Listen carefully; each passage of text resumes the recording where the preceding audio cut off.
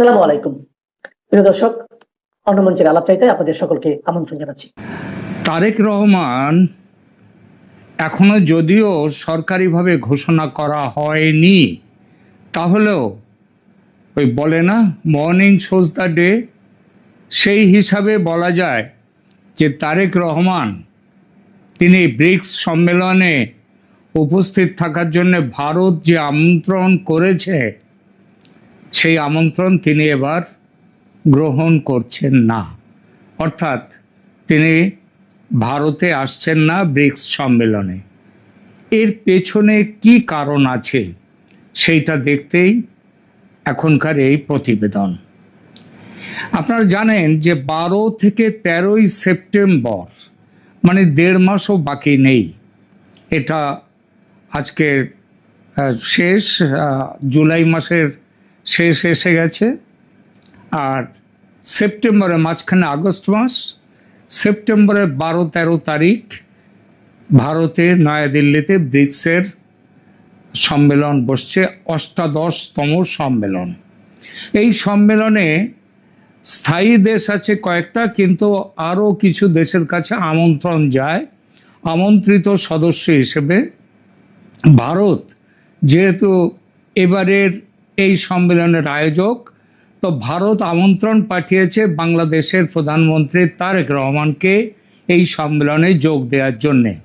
কিন্তু বাংলাদেশ সে ব্যাপারে কোনো কথা বলেনি, এখনো সিদ্ধান্ত চূড়ান্ত হয়নি। বরং বাংলাদেশের পররাষ্ট্রমন্ত্রী তিনি খলিলুর রহমান, তিনি গতকাল বলেছেন যে ভারত বাংলাদেশের মধ্যে সম্পর্কটা বেশ ইরিটেশনের জায়গায় রয়েছে। ইরিটেশন, অস্বস্তি। এই অস্বস্তিটাই প্রমাণ করছে যে এই প্রসঙ্গে যে কি হতে চলেছে আগামীতে। ভারত বাংলাদেশ সম্পর্কের এই জন্যেই এই ইরিটেশনের কথা বলেছেন ডক্টর খলিলুর রহমান, এবং তার পরিপ্রেক্ষিতে প্রশ্ন উঠছে তারেক রহমান যদি শেষ পর্যন্ত ব্রিক্স সম্মেলনে না যান তাহলে কেন যাবেন না? এটা কি শুধুই ব্যস্ততার অজুহাত, নাকি ভারতের সঙ্গে অমীমাংসিত দ্বিপাক্ষিক সমস্যার কারণে, নাকি এর সঙ্গে জড়িয়ে আছে আরও বড় এক ভূ রাজনৈতিক হিসাব, যেখানে আমেরিকা, ব্রিক্স এবং দক্ষিণ এশিয়ার কূটনীতি এক সূক্ষ্ম সমীকরণে বাঁধা? আজকের আলোচনায় আমরা কোনো চূড়ান্ত সিদ্ধান্ত দেব না, বরং সম্ভাবনাগুলো বিচার করব। প্রথমে দেখা যাক ব্রিক্স এখন কেন এত গুরুত্বপূর্ণ। এক সময় ব্রিক্স ছিল মূলত উদীয়মান অর্থনীতির একটি মঞ্চ, কিন্তু গত কয়েক বছরে এর সদস্য সংখ্যা বেড়েছে। ডলারের বিকল্পে বাণিজ্য, উন্নয়ন, ডেভেলপমেন্ট ব্যাংক, গ্লোবাল সাউথের নেতৃত্ব, এসব প্রশ্নে ব্রিক্স আন্তর্জাতিক রাজনীতিতে অনেক বেশি গুরুত্বপূর্ণ হয়ে উঠেছে। এ কারণেই পশ্চিমা বিশ্লেষকদের একাংশ মনে করেন ব্রিক্স এখন শুধু অর্থনৈতিক নয়, কৌশলগত গুরুত্ব অর্জন করেছে। এরই মধ্যে সবথেকে যেটা চিন্তার কথা হচ্ছে ডলারের জন্য, সেটা হচ্ছে ব্রিক্স একটা নিজস্ব মুদ্রা ব্যবস্থা চালু করতে চাইছে, যেটা হবে ডলারের বিকল্প। এবং ডলারের বিকল্প যদি হয় এই ব্রিক্স মুদ্রা, তাহলে সেটা কিন্তু আমেরিকার যে একাধিপত্য রয়েছে সারা পৃথিবীতে, এবং যার মূলে একটা বড় কারণ হচ্ছে ডলারের ভূমিকা, সেটা অনেকটাই হ্রাস পাবে, অনেকটাই।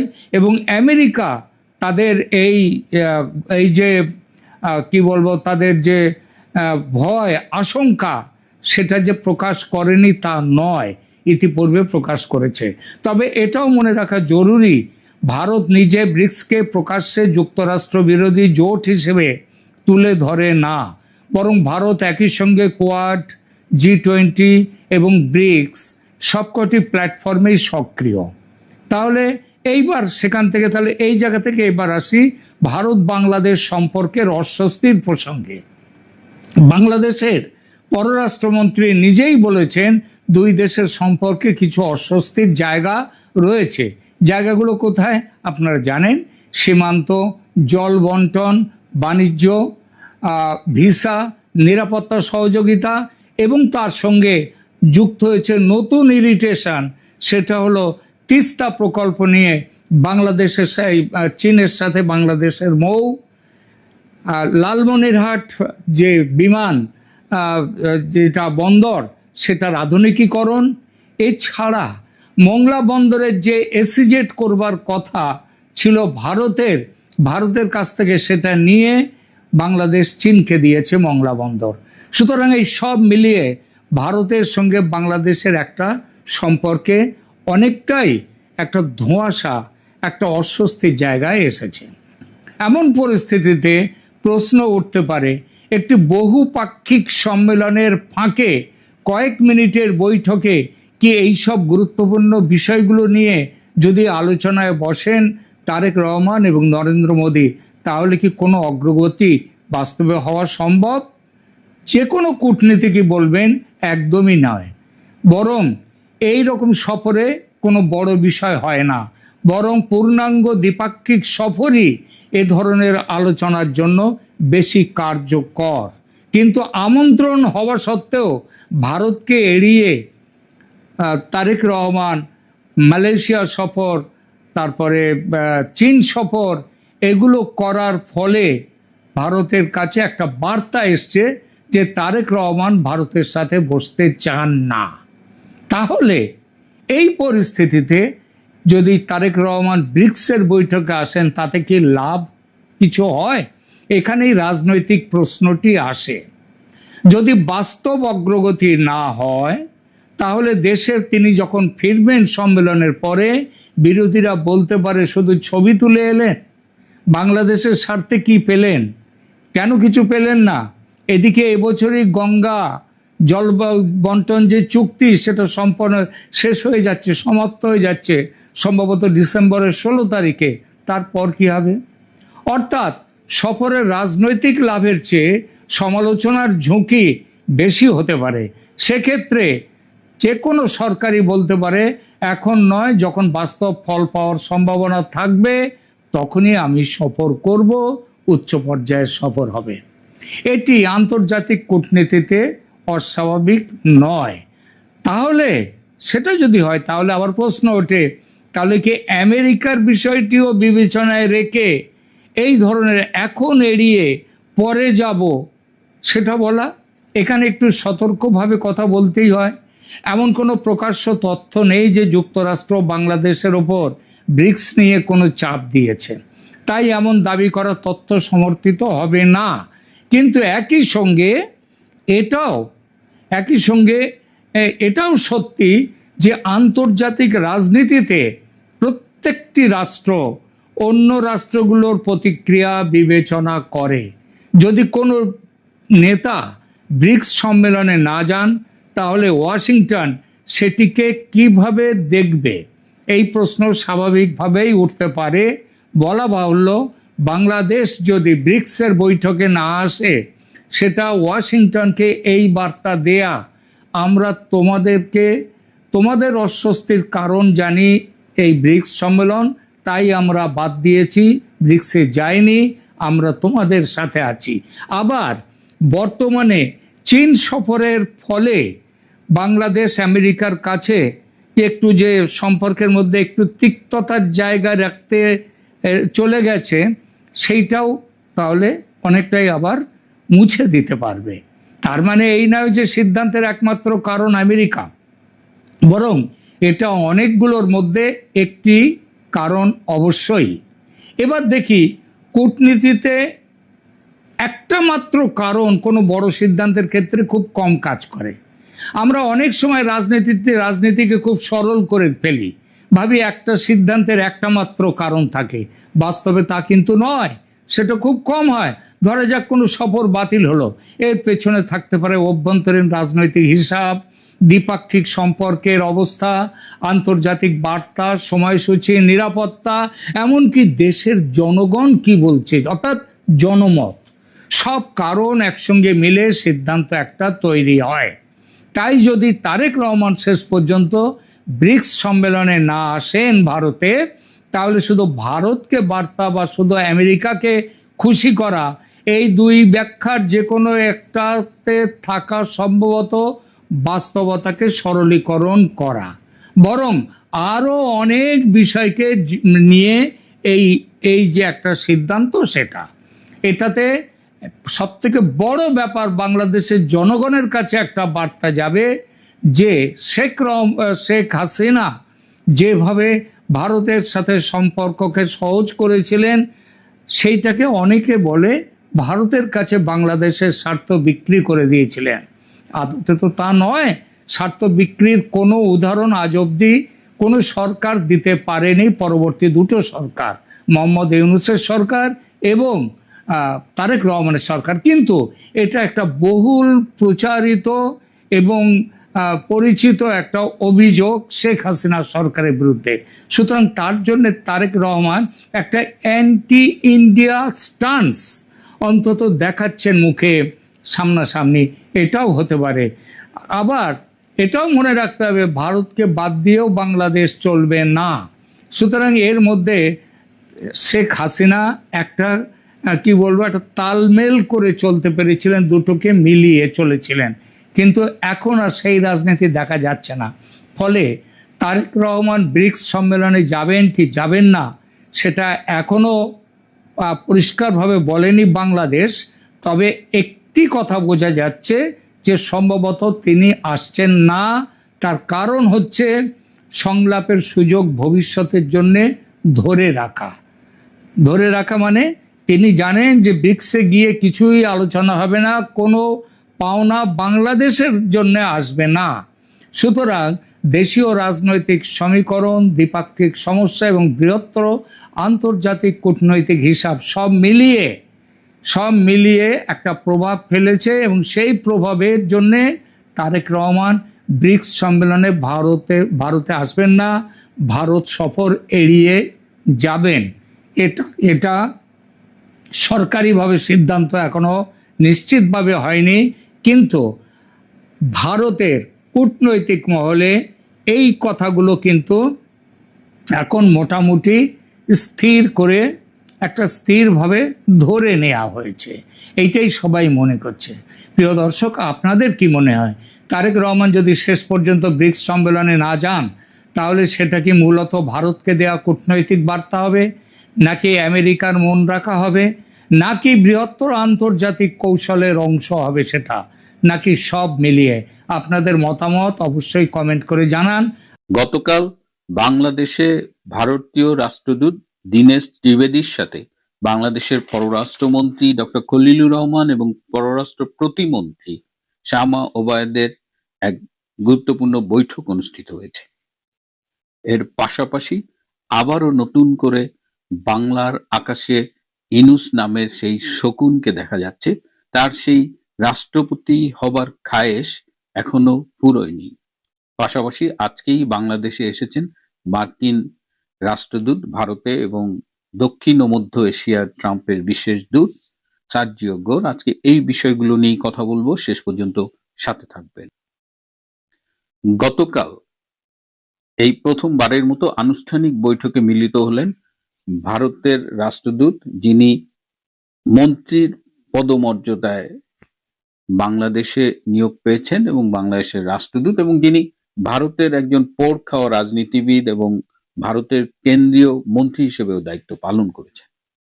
তো কালকে এই মিটিং এ কি আলোচনা হলো, বাংলাদেশের মিডিয়া অ্যাজ ইউজুয়াল খুবই গতানুগতিক রিপোর্ট করেছেন এবং আমার সূত্রের মাধ্যমে যা জানতে পেরেছি, মিডিয়ায় আমি তার কোনো রিফ্লেকশনই দেখিনি। কালকে যে আলোচনাগুলো হয়েছে তার মধ্যে একটা গুরুত্বপূর্ণ আলোচনা ছিল, আপনারা জানেন যে বাংলাদেশের প্রধানমন্ত্রীর একজন পররাষ্ট্র বিষয়ক উপদেষ্টা রয়েছেন মিস্টার হুমায়ুন কবির। দীনেশ ত্রিবেদী বলেছেন যে মাঝে মধ্যে মিস্টার হুমায়ুন কবির ভারত সম্পর্কে এমন উক্তি করেন যা দিল্লির জন্য খুবই অস্বস্তিকর, কিন্তু তার আনুষ্ঠানিকভাবে কোনো প্রতিবাদ এ কারণে জানায়নি, কারণ সেক্ষেত্রে হয়তো দুই দেশের সম্পর্কের উপরে নেতিবাচক প্রভাব পড়তে পারত। তিনি এই ধরনের মন্তব্য আশা করেন না। এই ক্ষেত্রে আমাদের পররাষ্ট্রমন্ত্রী ডক্টর খলিলুর রহমান বলেছেন যে সে আসলে পররাষ্ট্র বিষয়ে অতটা অভিজ্ঞ নয় এবং তার উচ্চারণ, বিশেষ করে যে সিলেটি ভাষায় ইংরেজি বলেন, সেই উচ্চারণের কারণে অনেক সময় তিনি যা বলতে চান রিসিভিং এন্ডে সেটা হয়তো ভিন্ন মানে হয়ে দাঁড়ায়। তো এই বিষয়টিকে গুরুত্বের সাথে না দেখবার জন্য অনুরোধ করা হয় বাংলাদেশের পক্ষ থেকে। সবচেয়ে গুরুত্বপূর্ণ আলোচনা হয়েছে যে গঙ্গার পানি চুক্তি নিয়ে। এবছরে গঙ্গার পানি চুক্তি শেষ হয়ে যাবে এবং নতুন করে ভারত চুক্তি করবে কিনা, কি শর্তে চুক্তি করবে, এই নিয়ে আলোচনা হয়েছে। ভারতের পক্ষ থেকে যেভাবে বলা হয়েছে তাতে এখন মনে হচ্ছে যে ভবিষ্যতে গঙ্গার পানি চুক্তিটা আসলে কিছুটা অনিশ্চিত। কারণ তিনি বলেছেন যে জলবায়ু পরিবর্তন জনিত কারণ এবং গঙ্গার যে বর্তমানে যে পানি প্রবাহ সেটা আগের তুলনায় কম। সো এই কারণে হয়তো আগের মতো পানি চুক্তি করা যাবে না, কিংবা বেশ অনিশ্চয়তা। এবং এই প্রসঙ্গে তিনি পাকিস্তানের সিন্ধু নদীর যে চুক্তিটা বন্ধ করে দিয়েছে ভারত, সেই ইস্যুটাও তুলেছেন এবং বলেছেন যে ভারতের বর্তমানে এই পানি বিষয়ক একটা স্ট্যান্ড আছে। এবং তিনি একটা গুরুত্বপূর্ণ কথা বলেছেন, আমার খুব মনে ধরেছে, যে জল এবং রক্ত একই সাথে প্রবাহিত হতে পারে না। এর দ্বারা তিনি ইন্ডিকেট করেছেন যে সন্ত্রাসবাদ এবং এই যে পানির ডিস্ট্রিবিউশন একসাথে হবে না। বাংলাদেশ সরকারকে এর আগে ভারত সরকার কিন্তু 58 পৃষ্ঠার একটা রিপোর্ট দিয়ে বিভিন্ন স্থানে কোথায় কোথায় জঙ্গিরা অপারেট করছে এটা ডিটেলস দিয়েছিল, কিন্তু আজ অবধি বাংলাদেশ সরকার তেমন কোনো স্টেপ নেয়নি এই জঙ্গিবাদ নিয়ন্ত্রণে। সে কারণেই বলেছে যে একদিকে আপনি সন্ত্রাস উৎপাদন করবেন, সন্ত্রাসবাদ রপ্তানি করবেন, আবার আশা করবেন ভারত থেকে জল। তো এই দুটা প্যারালালি চলতে পারে না। চীনের পক্ষ থেকে যে বলা হচ্ছে যে তিস্তা ব্যারেজ যে পরিকল্পনা, তারা এই ব্যারেজটা নির্মাণ করবে, ফিজিবিলিটি স্টাডি হয়ে গেছে, যে কোনো দিন কাজ শুরু হবে, এটি নিয়েও কিন্তু দীনেশ ত্রিবেদী আলোচনা করেছেন এবং জানতে চেয়েছেন। মোংলা পোর্ট নিয়েও কথা হয়েছে। মোংলা পোর্ট স্ট্র্যাটেজিক্যাল কারণে এমন একটা জায়গায় অবস্থিত যে এটা যদি চীন অপারেট করে তাহলে সেটা ভারতের জন্য অস্বস্তিকর। এদিকে চীনের পক্ষ থেকে বারবার বাংলাদেশ সরকারকে তাড়া দেওয়া হচ্ছে যে কবে তারা মোংলা পোর্টের কাজ শুরু করবে। আজকে যে খবরটা পেলাম তাতে মনে হয়েছে যে বাংলাদেশ সরকার এই মোংলা পোর্টের ব্যাপারে একটু গো স্লো নীতি নিয়েছে, যে কারণে এই সংশ্লিষ্ট মন্ত্রণালয়ের সচিব আজ অবধি এই চীনা দূতাবাসের একাধিক রেসপন্স যে তারা একটা মিটিং করতে চায়, কিন্তু সেই মিটিংটার জন্য তারা অ্যাপয়েন্টমেন্ট পাননি। চীন মিয়ানমার বাংলাদেশের ব্যাপারে যে করিডোরটার আলোচনা হয়েছে, চীনে তারেক রহমান যে আলোচনা করেছেন সেই বিষয়টিও উঠে এসেছিল আলোচনায়। আপনাদের মনে আছে যে কদিন আগে আমি মালয়েশিয়ায় মালাক্কা প্রণালীর পাশে দাঁড়িয়ে কয়েকটা এপিসোড করেছিলাম। এই মালাক্কা প্রণালীটা হলো যে আমাদের প্রশান্ত মহাসাগর এবং ভারতীয় মহাসাগরের মধ্যে সবচেয়ে সংক্ষিপ্ত রুট, এবং এটা সাউথ চীন সি এবং ইন্ডিয়ান ওশানকে কানেক্ট করেছে।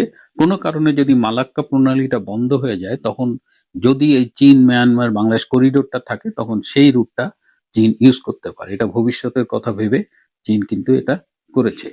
এছাড়া ব্রিক্সে তারেক রহমান যাবেন কিনা সেটি নিয়েও আলোচনা হয়েছে, এবং ব্রিক্সে যাওয়া না যাওয়া নিয়ে তারেক রহমান আসলে পড়েছে অনেকটা উভয় সংকটে। গেলেও সমস্যা, হয়তো আমেরিকা মাইন্ড করবে, আবার না গেলেও এই বৃহৎ একটা সম্মেলনকে মিস করবে বাংলাদেশ, সেখানে যাওয়াটা তারেক রহমানের জন্য গুরুত্বপূর্ণ। কিন্তু বাংলাদেশ বলেছে যে এখনো তারা এই ব্যাপারে ফাইনাল কোনো ডিসিশন নেয়নি। দীনেশ ত্রিবেদী বলেছেন যে প্রতিবেশী হিসেবে আমরা যদি বাংলাদেশের হাত ধরে না হাঁটি তাহলে পুরা সাউথ এশিয়ার স্থিতিশীলতা বিনষ্ট হবে। এটা খুবই গুরুত্বপূর্ণ একটা কথা। এই বৈঠক চলাকালে দুইবার ডক্টর খলিলুর রহমান টেলিফোনে তারেক রহমানের সাথে কথা বলেন।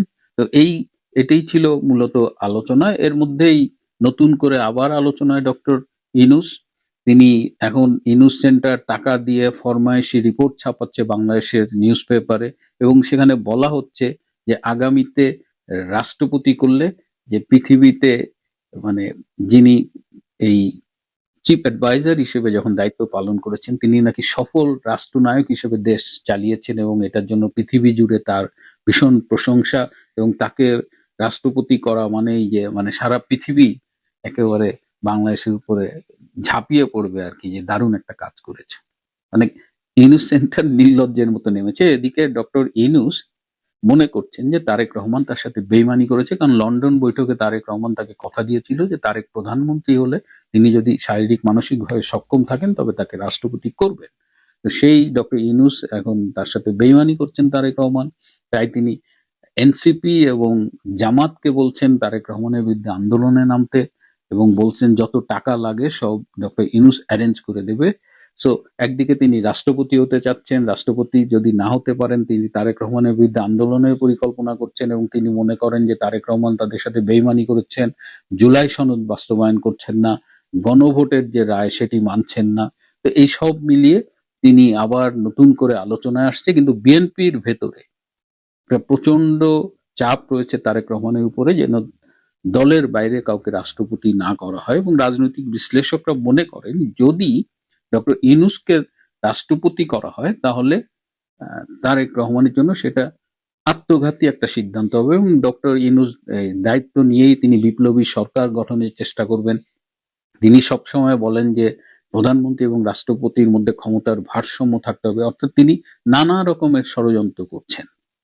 এবং এই যে আজকে সার্জিও গোর এলেন, এই সার্জিও গোরের সাথে দেখা করার জন্য আপ্রাণ চেষ্টা করছেন ডক্টর ইউনূস। আমি জানি না শেষ পর্যন্ত তিনি দেখা করতে পারবেন কিনা। সার্জিও গোর এসেছেন 3 দিনের সফরে, তার প্রকাশ্য এজেন্ডা রয়েছে 8টা আর তার হিডেন এজেন্ডা রয়েছে 12টা, মোট 20টা এজেন্ডা নিয়ে তিনি বাংলাদেশে এসেছেন। তার মধ্যে ইনক্লুসিভ পলিটিক্স, এই যে আইসিটির বিচারের মান নিয়ে প্রশ্ন উঠেছে। হিউম্যান রাইটস ওয়াচ তারা বলেছে যে এখানে যে আইন, আন্তর্জাতিক আইনের যে মানদণ্ড সেটা বজায় রাখা হচ্ছে না। তো এই বিষয়গুলো নিয়েও সার্জিও গোর কথা বলবেন। আওয়ামী লীগের প্রতিনিধিদের সাথে সার্জিও গোর বৈঠক করতে চান, কিন্তু আওয়ামী লীগের পক্ষ থেকে এখন পর্যন্ত ইতিবাচক কোনো সাড়া মেলেনি। সার্জিও গোরের পুরো সফরের উপরে আমার নিউজ টিম নজর রাখছে। আমরা সময় মতো আপনাদের বিস্তারিত জানাবো। আজ এ পর্যন্তই। ভালো থাকবেন, সুস্থ থাকবেন, তার চেয়েও জরুরি হলো নিরাপদে থাকবেন। সবাইকে অনেক ধন্যবাদ।